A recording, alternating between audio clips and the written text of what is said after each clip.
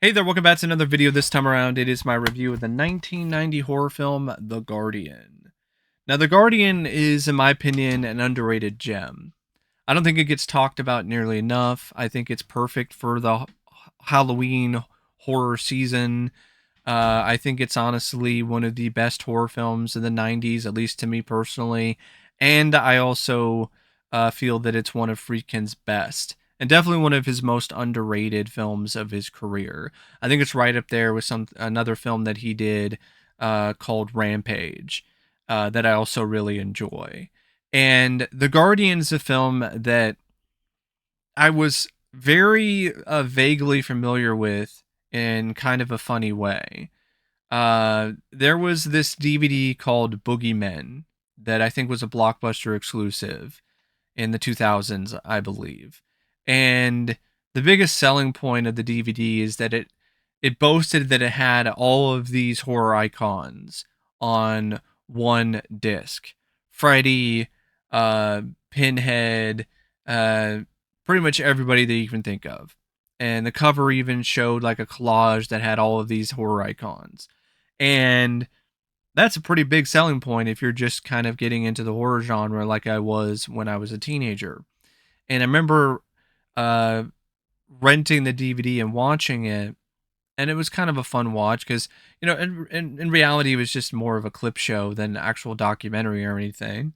And then there would be this icon that they would feature called Camilla, and I was like, "Who the hell is Camilla?" And then they showed scenes from this film, and I was like, "Okay, never seen what movie this is. That's bizarre." And I just pretty much kind of forgot about it because I honestly forgot about most of that DVD because in all reality, it's pretty damn forgettable DVD. It's just a clip show, and there's not a lot of effort put into it. And it wasn't until I found this film on VHS one day and I blind bought it because, it's directed by William Friedkin, who did The Exorcist, and uh, it looked interesting. And when I eventually did sit down and watch it, that's when it clicked that I was like, oh my God, it's that movie that I remember from that Boogeyman DVD, and this is where Camilla comes from. And I didn't only just enjoy the movie because it answered a question of mine, but I also enjoyed the movie a lot because of its creativity. It went in directions that I did not expect at all going in. I thought it was really surprising and genuinely cool and unique horror film. And it's a film that, yes, the more I see it, the more flaws I see, at least in the script or maybe in a few of the performances. But it still has this certain aura about it that is just so mysterious and so surreal and just genuinely nightmarish in a way that I don't think I've ever seen replicated. At least not to this extent. This really is, I think, the closest that anything has ever gotten to really capturing the vibe of an old fashioned grim fairy tale. Even though it takes place in what at the time was a modern setting. And I think in large part, the reason why it's able to accomplish that is because Friedkin is the one that is behind the camera. Because this was a concept and an idea that Friedkin was very passionate about. In fact, he's the reason why The Guardian is the way that it is. Because initially it was a screenplay adapted from a novel by Dan Greenberg called The Nanny. And the novel was dramatically different from The Guardian, the film, because the novel was more like The Hand That Rocks the Cradle before The Hand That Rocks the Cradle was really a thing.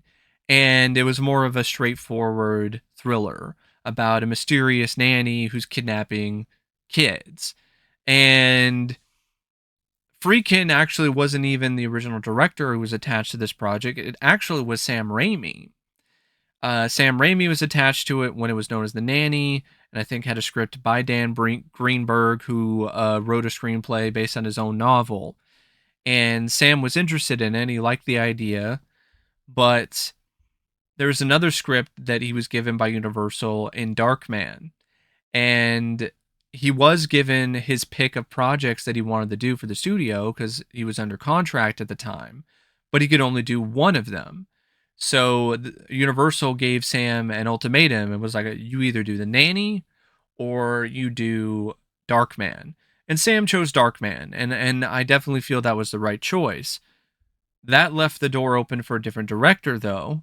And since one of the producers of this film was a former agent of William Friedkin's, Friedkin felt like he owed it to his former agent and a man who helped him get his foot in the door in the industry. So he agreed to do the movie. But because he's William Friedkin, he was given more creative control, and he completely turned everything on its head and changed the film entirely. So much so to the point where Jenny Seagrove, who was cast as Camilla, she was given a screenplay that was initially closer to what The Nanny was. And when she was given the new script that Friedkin worked on with Stephen Volk, she was surprised because this was a horror film now. And that wasn't initially what she signed on for. But she was a trooper and just went with it, and honestly delivered one of the best performances of her career, if you ask me. And Friedkin, his passion for this concept really does come through. But because of the fact that Friedkin is, let's just say, a fiery personality, he and the writer Stephen Volk didn't really get along that well. This led to a lot of creative differences, and Volk essentially kind of leaving the project. There were some rumors from some people involved with the film that he was having some sort of mental breakdown, and I don't know if that's true or not. If that is, that's unfortunate. Because it does seem like Friedkin, as brilliant of a filmmaker as he was difficult to work with. And even from people who are interviewed on the Guardian Blu-ray from Scream Factory, you can sense that. Some of them are kind of tiptoeing around things. They don't want to say a certain thing or let the cat out of the bag, so to speak. They're being polite. There's other people who are interviewed that are more matter of fact and talking about, he's brilliant, he's an amazing filmmaker, but he's kind of he's difficult, and that's true. That's very accurate when it comes to Friedkin. And I think because of the fact that this was a script that was so tonally and so structurally different at the start, that when Friedkin had his idea to turn this into a grim fairy tale and change things around and even change the title from The Nanny to The Guardian, it became something that was so different that I don't think there was enough time to really flesh everything out. And the fact that Friedkin was spread so thin with this movie because of the fact that his writer essentially dropped out, he was now writing the film, writing scenes, coming up with stuff on the fly, a lot of times even while they're shooting. And that just made it so he wasn't able to really give it his full focus either. So I think that's why there are certain moments and certain parts of this film that look a little unfocused, whether it's the direction or the writing, because of the fact that Friedkin he was tasked with too much. And as talented of a filmmaker and as good of a writer as he is, he can only do so much. And he had less time to work with than maybe some of the other more ambitious films that he did in the past. So that definitely did create some issues that I definitely do feel this film does have some roots of. I do think that it does have some roots that are a bit rotted because of the fact that there are these problems that really just come from the production and just shifting the whole plot and story and narrative, and just completely twisting it and taking a new turn. But Friedkin's direction is not one of those things. I mean, yes, there are some moments where it might be a little unfocused, but I think a lot of that is just because he used the film as a way to experiment with different filming techniques, to take chances, to take risks with the camera. And so that leads to some scenes looking drastically different than others, and it creates a very kind of clashing visual tone. But I think when it comes to this movie that's very surreal and very nightmarish, I think it works because a lot of the times when you have like a surreal nightmare, it doesn't always really have a consistent tone. Like things are just kind of all over the place and jumbled and freaky in that way. And I think that Freakin's direction works in that regard, even though it does have some moments where it's a bit out of focus. When it is focused, though, and when he's experimenting with the camera, it's really dynamic, strong stuff where he's playing around with angles and perspectives and different camera techniques. It's honestly some really incredible, impressive work by Friedkin, and honestly, some of his most visually stunning work to me is in this film. The screenplay, though, like I said, because of the fact that the movie had a completely different plot and then things were changed essentially last minute, there's just a lot of things that just don't really feel like they're fully realized. So the script by Friedkin and Stephen Volk, it suffers from that.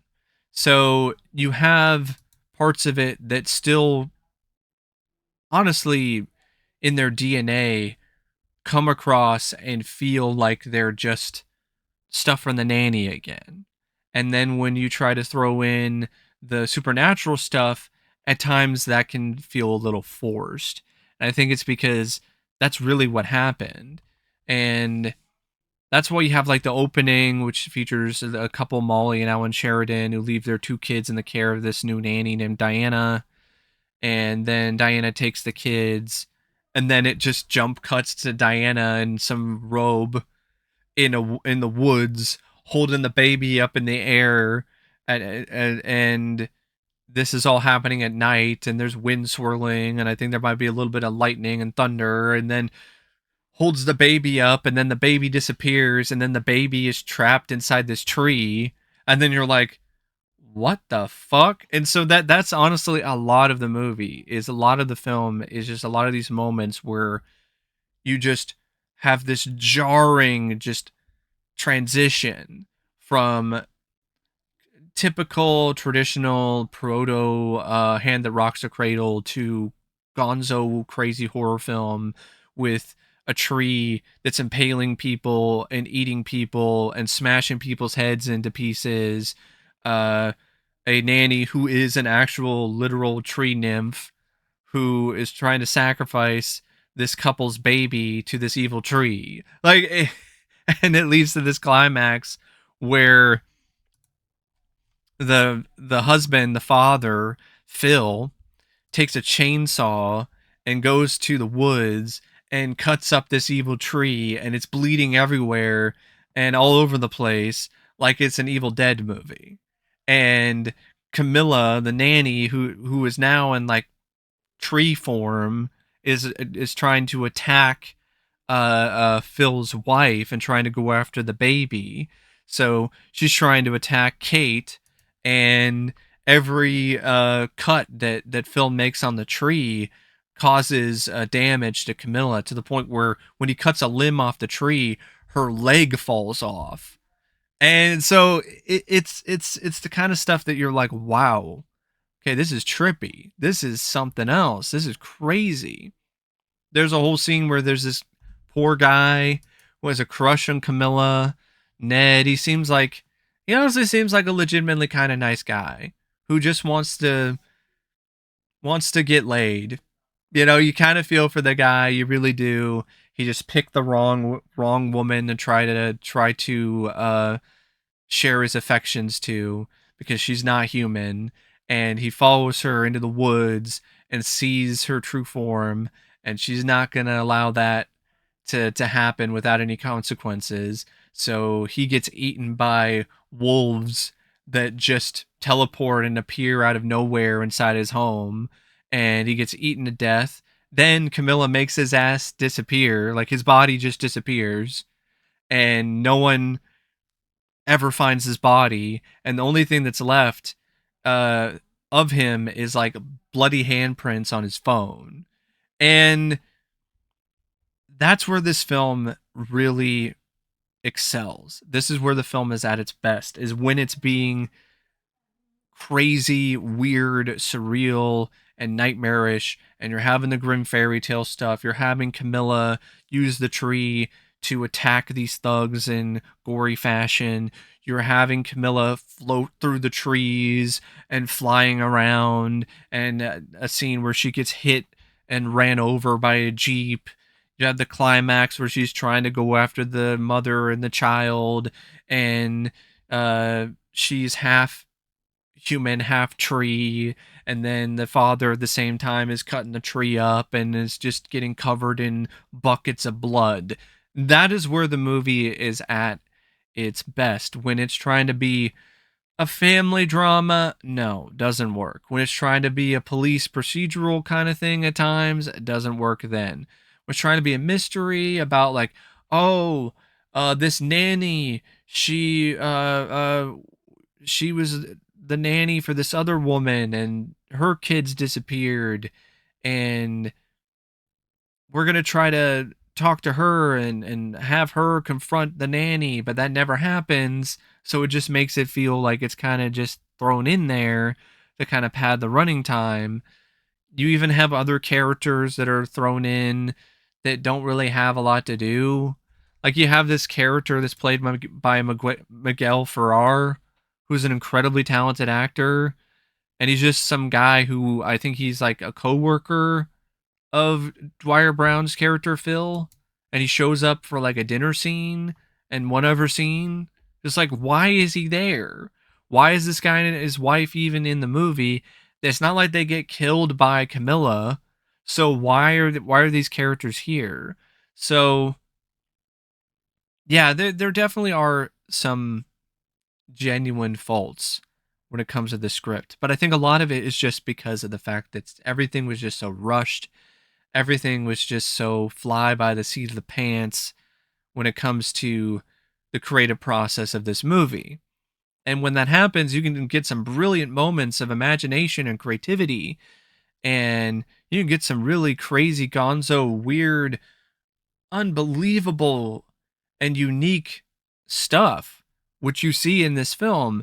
But then you can also get some other things where you're like, okay, you can definitely tell that this wasn't the kind of film that they were initially trying to make, until Friedkin came in and had this wild idea that he wanted to implement with the movie.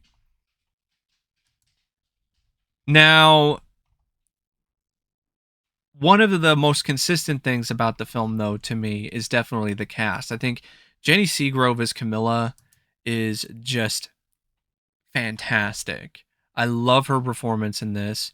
She does a great job playing a cunning, calculating, evil tree nymph, but also a loving nanny. Someone that, if you didn't know the truth about her, you wouldn't think that she was such a sinister figure. You would think that, oh, she's just a really great nanny who loves kids, and she's somebody that you would trust with your children. And I think that is something that the film definitely does try to tap into, is the fear of like, what happens? What would happen if you put your children in the care of a nanny or a babysitter, and that person turned out to be not who they appear to be, and that vulnerability when it comes to having your child in their hands is something that is genuinely terrifying. Um, and I think Jenny Seagrove really nails that dynamic and that back and forth when it comes to her portrayal of Camilla. The family though, Dwier Brown is Phil Sterling. He's fine. I'm not going to say that he did a bad job, but the way that the character is written and the way that the character is portrayed by Dwyer, it's very white bread, that kind of thing. Like very white bread, not really a ton of personality, not really a ton of charisma. The script didn't really give him a lot of moments like that. He's just the concerned father who wants to do what's best for his kid, but he's also overworked, that kind of thing. And nothing against Dwyer Brown, but he really does seem like he's just poor man's Bill Pullman. It's like, oh, we couldn't get Bill Pullman to do this movie, so let's get the next best thing in Dwyer Brown, who is the dime store Bill Pullman. Uh, and honestly, I think it would have been interesting if Dwyer Brown was not Phil, and instead Phil was played by Miguel Ferrer, because I think that would have been really interesting to see. Because Miguel Ferrer didn't really have a lot of opportunities to play essentially a co-lead in a film like this, especially a film directed by William Friedkin. And also, he didn't really have a lot of options to play against type, where he isn't playing a scumbag or a villain. Here he could play a concerned father who ultimately kicks ass and cuts up a tree with a chainsaw. And I think that would have been a good role for him. And I think he could have really pulled that off. And I think he would have had more of an intensity to his performance that I really don't think Dwyer Brown was able to effectively bring to the role as Phil. Carey Lowell, though, I thought she was great as Kate. I've always liked her ever since her performance in License to Kill. And it was just nice to see her. And I felt that she brought the intensity when she needed to. I felt that she really did bring the vulnerability when she had to, when it comes to the mother who is becoming more increasingly aware of the reality of the situation, that Camilla is not what she appears to be, and that she's not to be trusted, and the conflicts that are going on in her head when that realization comes to light. And I think she did a good job with the emotions with all of that. And I think she and Dwier Brown had some decent enough chemistry as well. Brad Hall from SNL and a few other things, like he played Ned. I thought he did a good job too. I liked his character. I honestly kind of felt bad for him when he got killed by these wolves. He just wanted to get some pussy. Like he just wanted to take Camilla out for a nice night in the town and see what happens later. That's all he wanted to do. Wasn't trying to be a creep or anything. And what does he get? He becomes wolf dinner. Um, Natalia Nogulich played Molly Sheridan. She was good, but she was barely in the movie, so didn't really have a lot to do. And there's a few other actors and actresses, like Teresa Randall is in this in a very early role as Arlene Russell, who was the original pick that Phil and Kate had to be the nanny or to babysit their kid, but she winds up dying mysteriously in a bike accident. But we all know that it wasn't an accident. It was caused by Camilla, because she was the one that wanted to get the job, and so she had to bump off Arlene in order to get it. Xander Berkeley, he's a guy you've probably seen in a lot of things. He's in this as a detective who's at the police station, and he's the one that answers questions from Phil and Kate when they speak to him about Camilla, and he doesn't believe them initially because there's no record of this Camilla ever existing anywhere. Um, but yeah, that's the cast, and it's a solid cast. It really is. The cinematography, I think, is very dreamy and just really surreal and just really fits the film very well. The way that John A. Alonso works with the lighting in this movie is really spectacular at times, and the way he works with shadow. The film features some solid editing by Seth Flom. It also has some makeup effects by, I'm trying to remember who the effects artist was. I saw he was interviewed on the Blu-ray, and I'm gonna it might just be on the back here. Yeah, Matthew Mungle. So Matthew Mungle did the makeup effects and for this film, and I think he did a magnificent job. I think his original design though for Camilla is more, it's more fun and definitely something that I think is scarier than what Friedkin initially went with. Friedkin was inspired by this bit of performance art that featured body painting. And so he wanted that look for Camilla. And Mungle's initial makeup test had Camilla looking more like a tree, having a facial um, appearance that is more tree-like, more wood-like, and also like a body prosthetic and everything. And I think that honestly is a better look. It's more striking visually, and I think that what Friedkin was trying to do with the performance art thing is interesting, but I don't think it really looks that great. It does look like a performance art piece, and it just looks kind of out of place when it comes to the film. Like it would make more sense that she, maybe you could have that as like one form of Camilla, like maybe it's like a proto form. Like maybe have that her in that form when she's like hanging out at the tree and she's getting healed by the tree, that kind of thing. But then, when she's really wanting to get some work done and she's really wanting to be taken seriously and she wants to show her full form, then she's more wood like the killer and the fear, for instance, that kind of thing. I think that's a better choice visually, and I think Freakin should have listened to Mungle and Mungle's initial uh, gut when it comes to what he felt was the right call for the makeup. But that's just me personally. The other bits of makeup though are really good, like the tree sequence where the tree just takes on these thugs and kills them off in various different gory ways. That was all shot live because Freakin insisted upon that. He was like, it needs to be shot live. Nothing's done in post.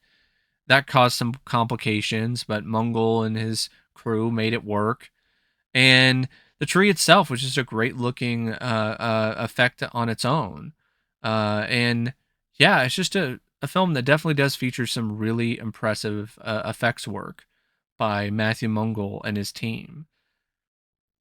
The film feed doesn't really, it has a score. The score, I don't know why the score, it seems like the score is not, for whatever reason, like the music is not, yeah, Jack Hughes. He's the one that did the score. And Jack Hughes is from the band Wang Chung. Kind of crazy, right? The band Wang Chung, like yeah, Jack Hughes is from that band, and Freakin', I guess he liked his work and he knew that he was doing film scores and he felt like he would maybe be a good fit. And I think he actually did a pretty good job. I think the score is pretty atmospheric, pretty moody. There were times where the score is kind of non-existent, but I think the score definitely does fit the film and the intensity and the eerie quality of the movie. I think it's just kind of crazy that Wang Chung is behind the score for The Guardian. Just another little crazy touch that this film has going for it. And it's only 92 minutes and it goes by at a really quick pace. I never found the film to be boring at all.